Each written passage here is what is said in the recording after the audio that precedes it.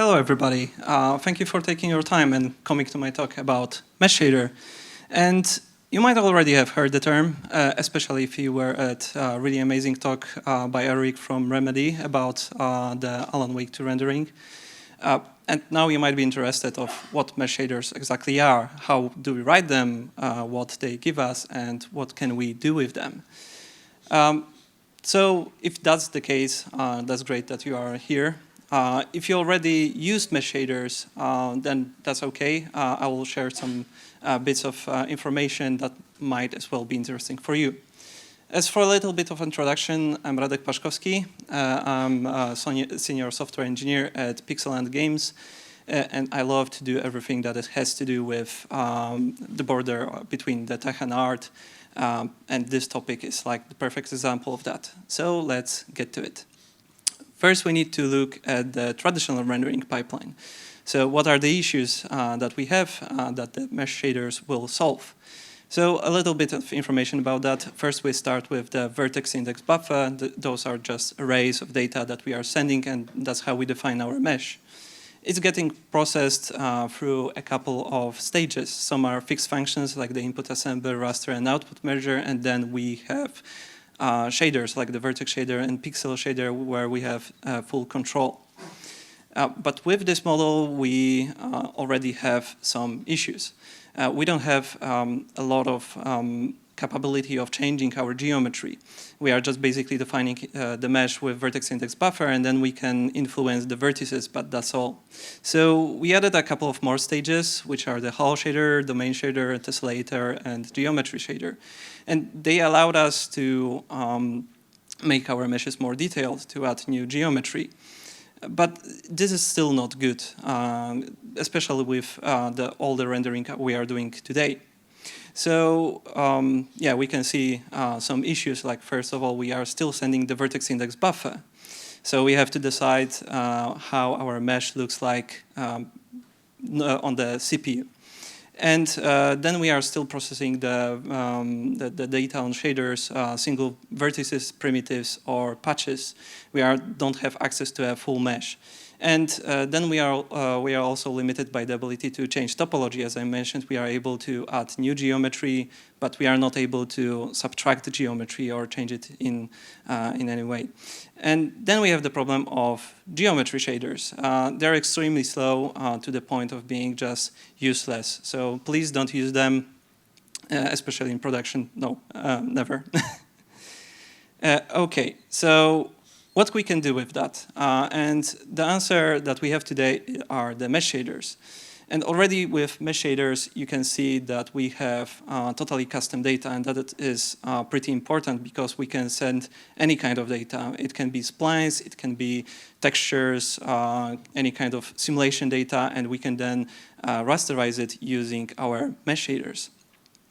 We can also look at the mesh shaders from another perspective, because we already have compute shaders which are able to get any kind of custom data and process it. But the problem with compute shaders is that they don't have any rasterizer, especially hardware rasterizer.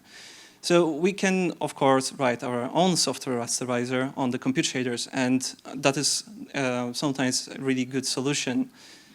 Another idea is that we are just outputting the vertex index buffer from a compute shader, and then we are sending it into the vertex and pixel shader in the traditional rendering pipeline.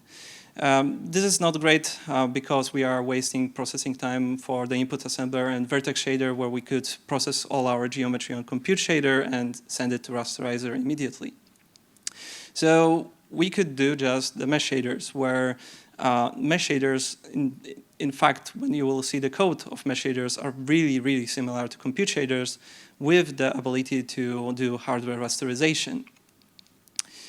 Okay, so now let us look at the mesh shader structure a little bit more. So first of all, we have custom data, as I mentioned, and it can be anything. In fact, we don't have to send any kind of data to a mesh shader and still do some geometry and create geometry and rasterize it. Then we have the amplification shader, and this is something I didn't mention earlier.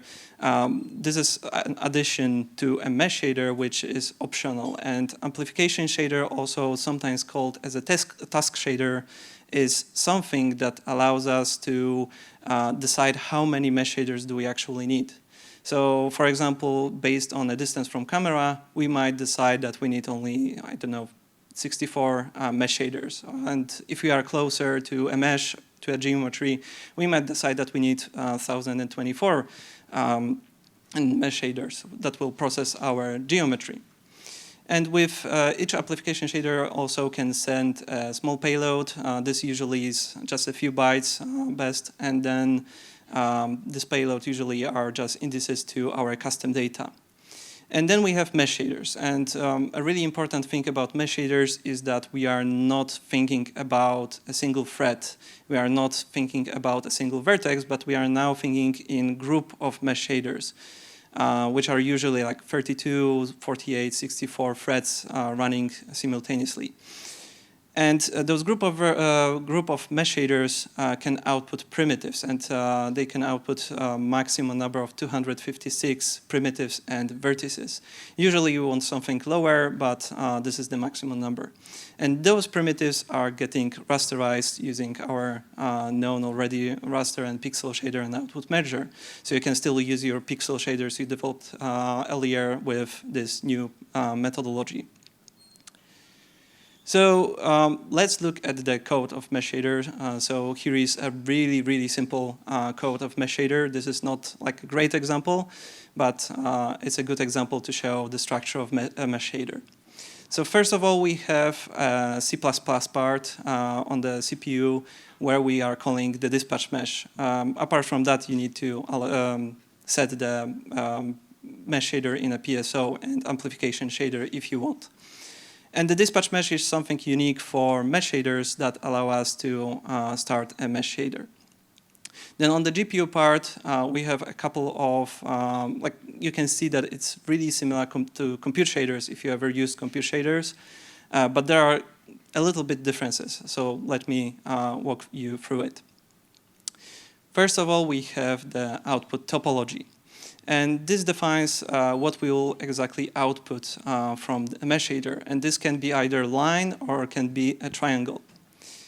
Then we have num threads. This is the same as compute shader. We define how many threads will execute this code in a group. Next, we have group thread ID.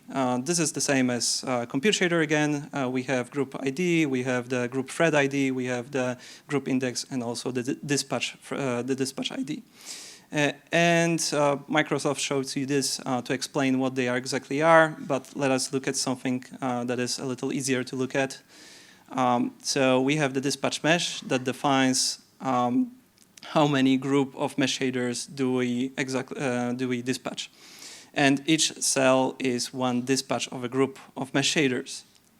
And then how many threads will be executed in a group is defined by the num threads. So here you can see that we have 4 by 4, so we have 16 threads that will execute in a group of a mesh shader. And based on that, we can define what is our group thread ID and the group ID and other IDs. Then we have something that is different from compute shader, and this is the output vertices. Here we define the array of vertices that will output from our mesh shaders, and we can create a structure that will contain any kind of data that we normally would output from a vertex, and we have to use the same semantics as the vertex shader. So we have SV position, we have color 0, text coordinates, normals, etc. And we defined the maximum number of vertices that we can output from a mesh shader here.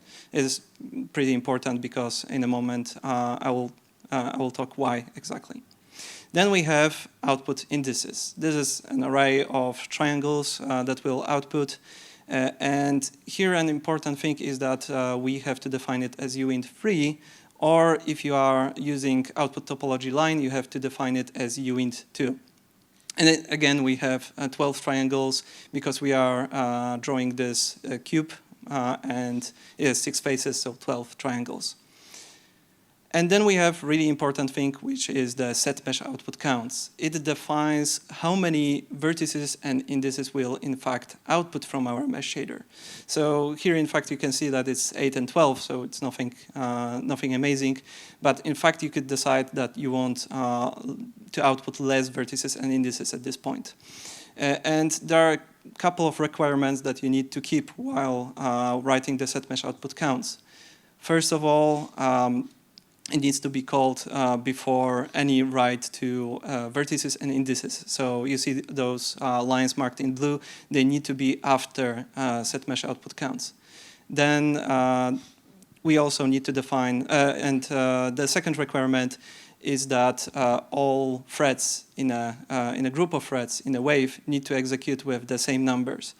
If you have any kind of divergent flow control, then it might not compile if there are different numbers provided from different threads in a group, or it might just crash. The rest of the program is pretty simple. We just are outputting our vertices and indices to our arrays with data. So, when it comes to amplification shaders, here is a really simple example of an amplification shader. Again, it's not a great example, but it is an example. And again, it's really similar to compute shaders. The only difference that you see here is that we are executing the dispatch mesh.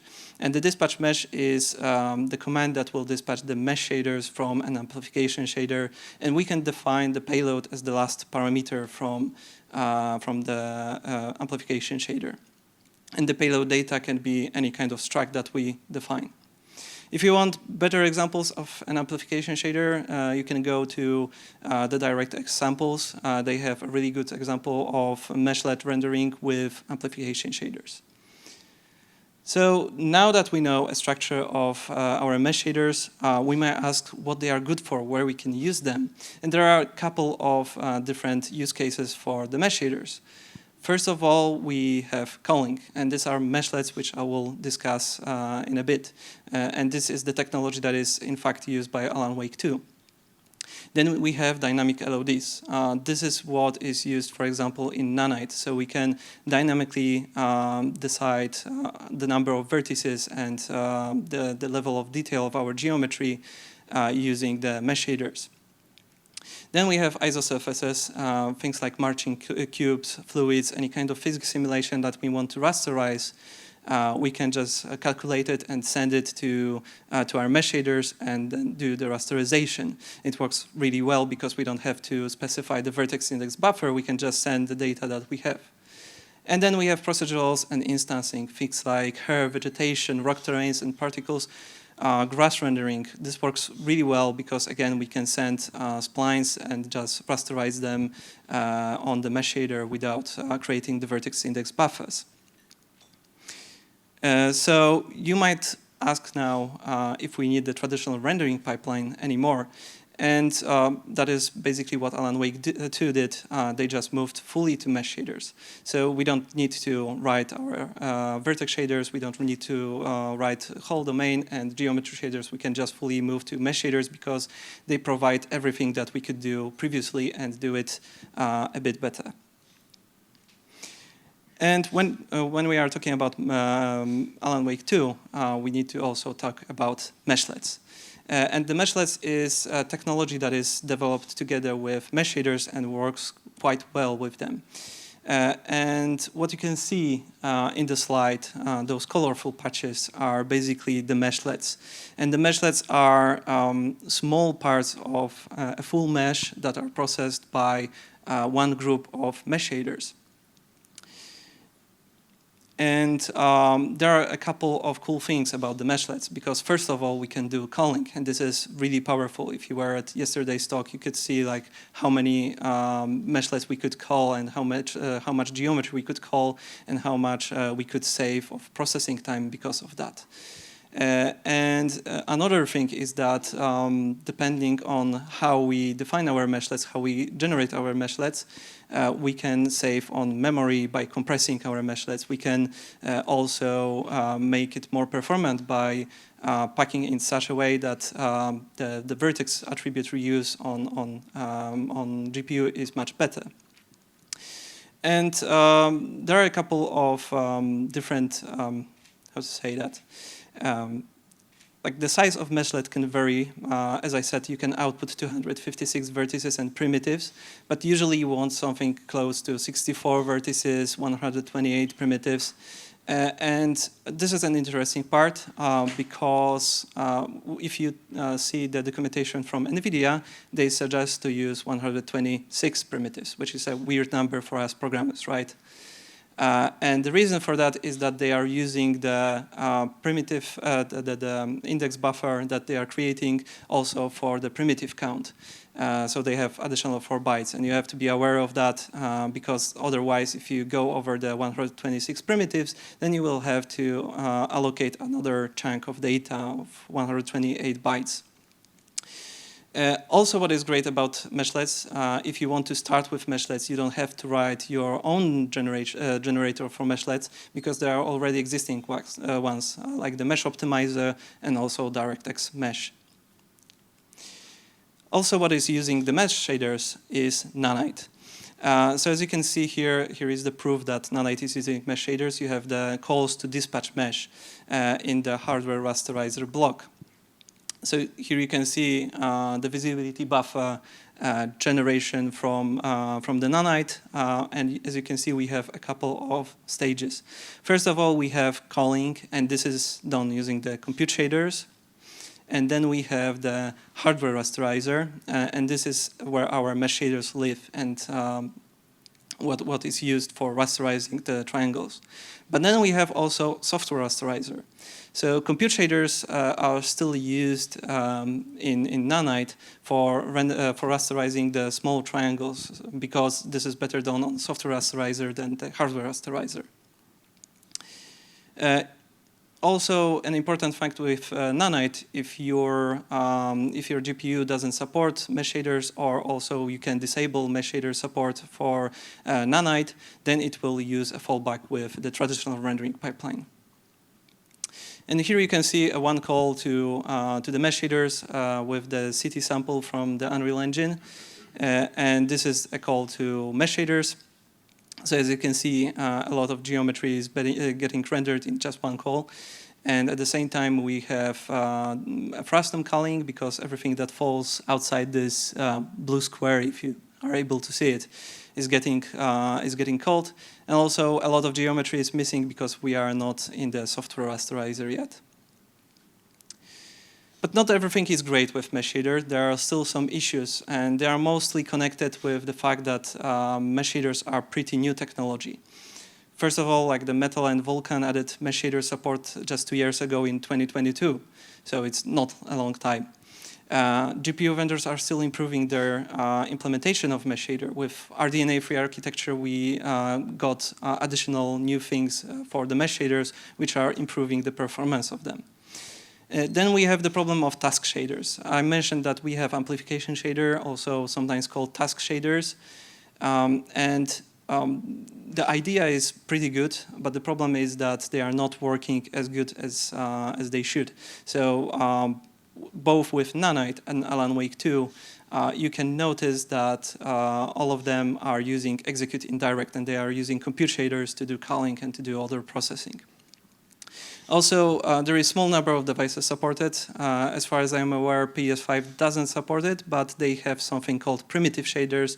And as far as I know, currently primitive shaders and mesh shaders are basically the same. They have different API, of course, but when it comes to supporting supported processing, they are basically the same. Then we have the older mobiles, web, older PCs. All of that is not supported because you have to have GPU that supports mesh shaders, and you have to have software that supports mesh shaders.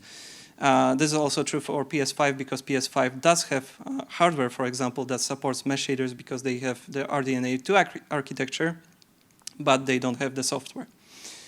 NVIDIA supports the mesh shaders since 2018, and then AMD supports it since 2020. So again, as you can see, it's just like 4 years ago. It's not a long time for a technology to mature, so there are still some issues because of that. And also, mesh shaders are really vendor-specific. When you are implementing mesh shaders, you need to be aware of many changes between AMD and NVIDIA, and you need to research them to implement the mesh shader in an efficient way. And then we have the lack of good debugging tools. But this is getting better because RenderDoc added mesh shader support and amplification shader support just a half year ago. Pix, I know that supports mesh shaders. And I know that Radeon GPU Profiler version 1.15 also added mesh shader events. And if you were at yesterday's talk from AMD about Reshape, you also know that Reshape will soon also support mesh shaders. So we are getting there. We are getting more debugging tools for our mesh shaders. And the last problem is that we don't have many examples, not many experiments with mesh shaders, because this is a new technology again. So comparisons between compute shaders, Vertex shaders, traditional rendering pipeline mesh shaders, this is still like, there are some, but they are not great and not many. Then we have some examples of culling. We have some examples of LODs because this is Alan Wake 2, this is Nanite. So there are already some examples. But we have little to no examples of procedural geometry or dynamic isosurfaces. There is a project by AMD that they created that renders foliage like the grass and vines using the mesh shaders, and it's a great example, so check it out. But still, there's only like a handful of examples of mesh shaders using procedurals. And of course, Alan Wake 2 released with mesh shader support, so that is great that we have a game that showcases that the technology is already production ready, that we can use them and use them successfully. When it comes to mesh shaders, this is also really important. You need to learn wave intrinsics. Wave intrinsics is a tool to share the data between threads in one wave. And this is possible because threads in one wave or in one group of threads are executed in lockstep, so we can efficiently exchange data between them. And there are a couple of instructions for them. I won't go into the detail. I just want you to be aware that mesh shaders are really heavily using wave intrinsics, so you have to learn them. And then we have the mesh shader research. So more things are being researched for mesh shader. First of all, we have more profilers, more debugging tools, as I mentioned. We also have meshlet compression. And this is quite an interesting thing because there is again presentation from AMD that allows us shows us that meshlets can be compressed as much as 60% of a full mesh. So we can really compress our meshes, and if you are bound by memory, it's quite a useful technique. Then we have skinned meshlet culling. Like culling is really hard, and with skinned meshes it's even harder, so there are many ways of doing that. There are some articles about that, but it's still an ongoing research of how to do it in the best way. Then we have better meshlet generation. Like we have already tools like Mesh Optimizer and DirectX Mesh that do a great job at that, but still depending on your needs, on your game, generating the meshlets in a different way might be better because you might compress them better or because the memory will be used in a much better way. Then we are getting more examples of mesh shaders. AMD, as I mentioned, added examples of how to do grass rendering with mesh shaders and vine rendering. And also they did font rendering with mesh shaders. So I hope this will get better and better in the future. RDNA-free architecture also added new additions for the mesh shaders. And that is the vertex attributes exported to memory via regular buffer store, and also wave-wide offset for exporting multiple vertices from mesh shader. Especially the second one is pretty interesting because it allows us to efficiently output multiple vertices from one thread of mesh shaders. Previously, if you exported multiple vertices or indices from one thread, it had to use the shared memory, or it had to create new threads that would just do nothing and just export the vertex. And then, of course, we are getting work graphs. And work graphs are pretty amazing, but I won't get into the detail because the next talk after me in this hall will be about exactly that, about the work graphs and mesh shaders. So if you are interested in that, please stay. And then we are getting skinned mesh tessellation and displacement. This is getting added into Unreal 5.5, and here is a video from Dylan Brown. I hope I'm pronouncing the name correctly. And this showcases what is possible with that. So what you see is not like the pixel shader trickery, it's real geometry just being animated using the displacement maps. So this is a pretty amazing technology, and you can see what we can do with mesh shader, compute shaders, and the rendering we have today. And of course, more stuff is coming soon, probably. I did some examples myself, like rendering, instancing a lot of boxes, doing particle rendering, and some procedural geometry. Showing it here to prove that it's not only theory that I'm talking, but I also did some examples and tried my hand at mesh shaders to see how they work. And it is pretty interesting because, for example, with instancing, it is not only that you are getting, because there is a misconception that you are getting only performance if you are calling with mesh shaders, but with instancing you can also optimize, for example, the exports and the number of threads you are using, and you'll get a lot of processing power by doing that if you are instancing a lot of geometry. So conclusions, is it the future? For sure, I said it at the beginning of the presentation that it is the future, and this is what I think, and we'll move towards it. My reasons for that are also that if you talk with people from AAA industry, you will hear that a lot of them are either researching the topic or are already implementing it. Then it is getting slowly adopted to engines and to the devices. We know that Nanite is using the mesh shaders, and probably engines will, new engines will add mesh shader support. It is already battle tested. Alan Wake 2 have mesh shaders. Also games released with Nanite are also using mesh shaders, like the Talos Principle 2 or the Robocop game. Of course, the mesh shaders currently are hard to learn. There are a lot of pitfalls, not many good debugging tools, not many good examples, but this is again getting better and better. And also, writing mesh shader is much more powerful than traditional rendering pipelines, much more flexible. It's a different way of programming our geometry, which also makes us more creative, and we are thinking about different algorithms that we can use with mesh shader. I'll be really interested to see if we give some tools for tech artists, what they can do with this technology. And here are the links I used to prepare the whole presentation, all my projects and so on. You don't have to do photos of that, but you can do a photo of this where you have the full presentation available. You can go here, scan it, and then you will get the whole presentation, all the links and everything that you need.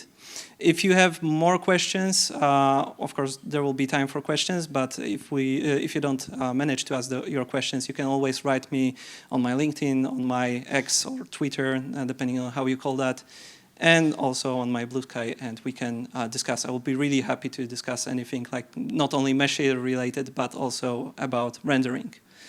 So thank you for listening, and if you have any questions currently, then come up to the microphone that is here, and you can ask them.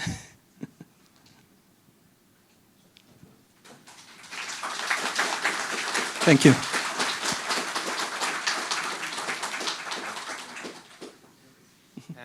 I have a question.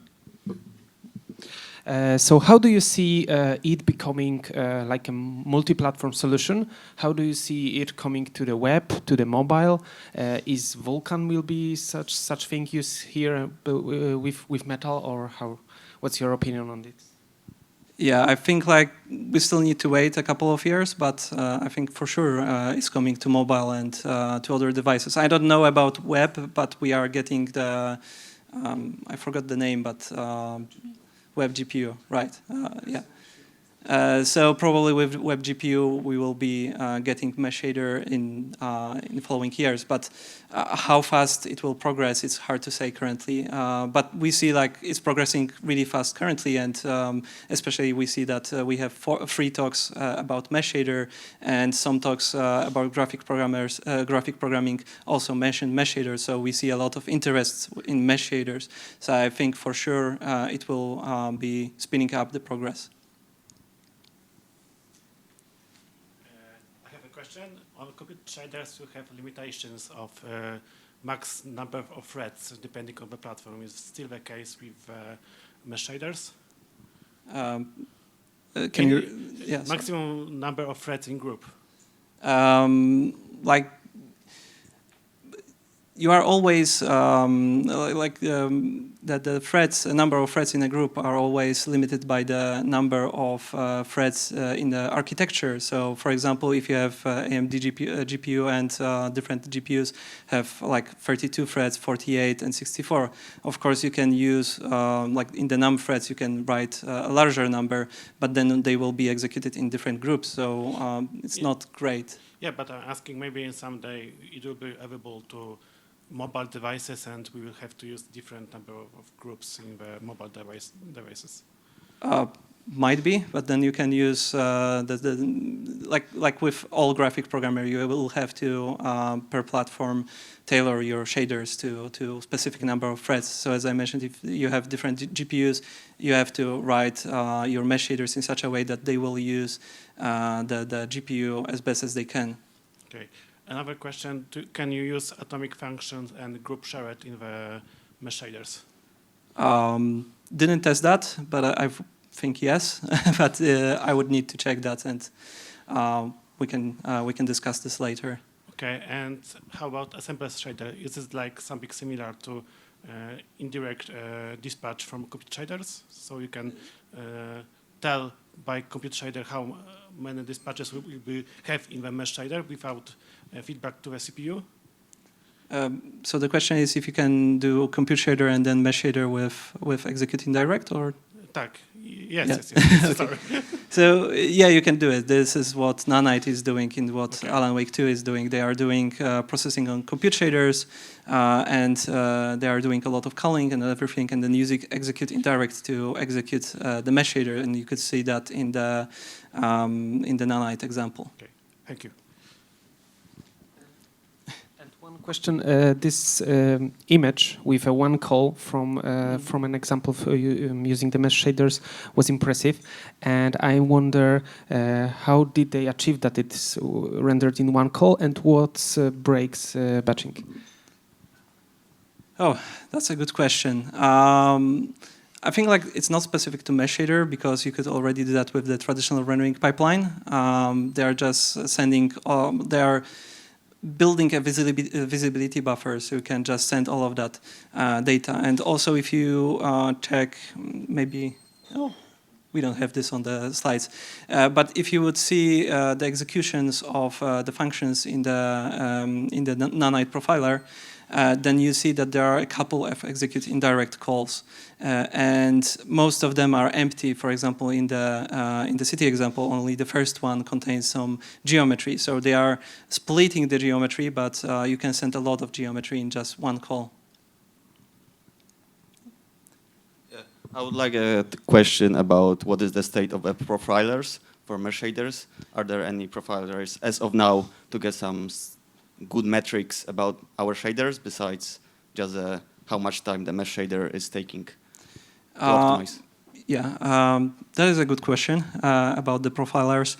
I played around with RenderDoc, and it has a really good support for mesh shaders because they are able to show you what the mesh shader will output. And so they will show you the full geometry, even if you are just sending custom data. So that is great that we can check that. I don't know about debugging, like going line by line, breakpoints and so on. I don't know how good that is implemented yet. But yeah, we are getting there. We'll be getting what we have for vertex shaders, for other shaders, we'll be getting in mesh shaders.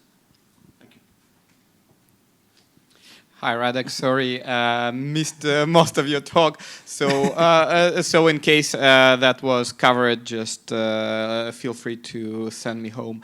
But I saw you mentioned that mesh shaders are more than just culling, and you were given an example of this particle rendering or optimizing the export. Do you have any particular case study where you can see the basically how with mesh shaders you can outperform fixed pipeline or compute or anything? Yeah.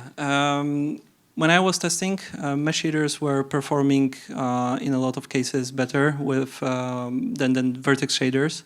But also, if you were at yesterday's talk, Eric mentioned that you can do per primitive culling, of course, and then also you can do a lot of procedural geometry. And this is a thing that I think is underutilized with mesh shaders, and I would love to see more of procedural geometry. So things like grass, for example, imagine Ghost of Tsushima, and then using mesh shaders to implement all the grass rendering.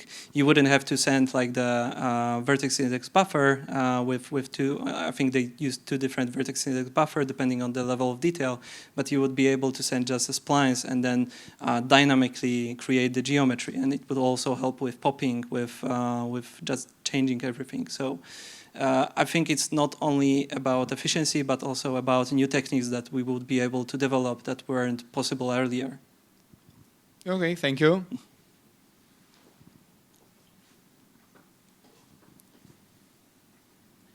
Hi. Nice talk. Thank you.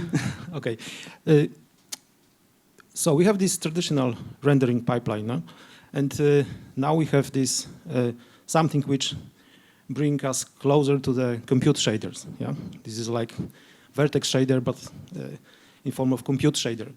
Wouldn't it be better to move everything into compute shaders, just rethink architecture and programming paradigm, and finally give full control to programmers, also with rasterizing units and so on? First of all, you can do software rasterization, and as I mentioned, this works well with small triangles. With big triangles, it's better to use hardware rasterizer, and adding rasterization to compute shaders, I guess it could be possible, but I don't know how good of an idea it is. But actually, what is interesting about mesh shaders also is that you don't have to export any vertices and primitives at all. You could just use it as compute shaders. So in fact, we could just use mesh shaders everywhere. That's exactly what I'm talking about. I mean, moving full rendering pipeline to compute shaders, or changing, rethink the whole architecture from the point of hardware and software. Yeah, I think it's to give full control instead of making next patch over the rendering pipeline, like these mesh shaders. Yeah, but with mesh shaders, we are just rethinking it because the traditional rendering pipeline is what allows us for rasterizing. So we are changing what we are doing for rasterization. I understand that compute shaders, we could like always rasterize and just have one shader that does everything. But I don't exactly know how good of an idea that is. I think there are better people to ask this question, like the next talk. So yeah, Thanks. No problem. So, any more questions? Last chance. Okay, in that case, if there are no more questions, thank you again for coming here. A lot of you came here, so I'm really, really happy. If you want to talk about mesh shaders, if you want to talk about rendering, I'll be outside, but I also want to be at the next talk. So we want to have a lot of time, and later you can also always grab me somewhere at Digital Dragons. And if you don't manage, then write me on my social media accounts. Then I will be happy to discuss anything rendering related, game dev related. So yeah, thank you again.